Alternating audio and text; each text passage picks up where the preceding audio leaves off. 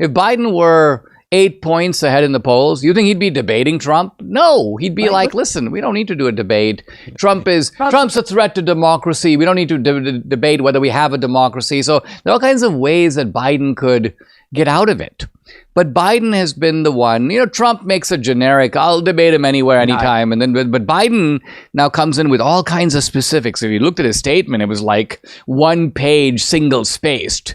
The debate has to be here. It has to be there. These are the moderators. This is the format. I can't have an audience. I need to have it just be one-on-one. We can't let the third guy in. No Robert F. Kennedy Jr. So with Biden, it's a debate with a lot of conditions. But the surprising thing here is that he's even doing it. It kind of reminds me about Samuel Johnson on female preachers. Honey, I don't know if you know about this, right? He's like a female preacher. It's like a dog standing on its hind legs. What? He says, you're not surprised that it's done poorly. You're surprised it's being done at all.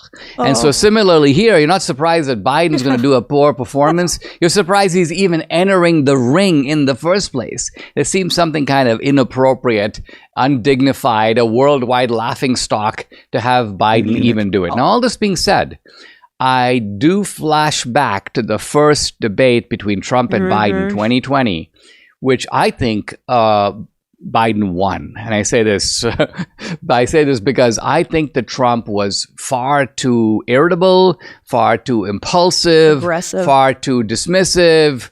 It was almost like Trump was like, you've seen me as president. Why do I have to even talk to this idiot about things? He doesn't know anything. He's a fool. So that contemptuous dismissal doesn't really work, particularly if you have a guy who's like earnestly making his points. You need to have a well thought out strategy. You need to prepare. And so I hope that the Trump people aren't like taking this too lightly. I think that Trump is in a good position to absolutely crush and annihilate Biden, but he needs to anticipate Biden's strategy, including the sort of sympathetic goofball strategy. I don't really know what's going on, but I'm a decent guy, unlike this guy out here, and I'm not facing 91 criminal charges.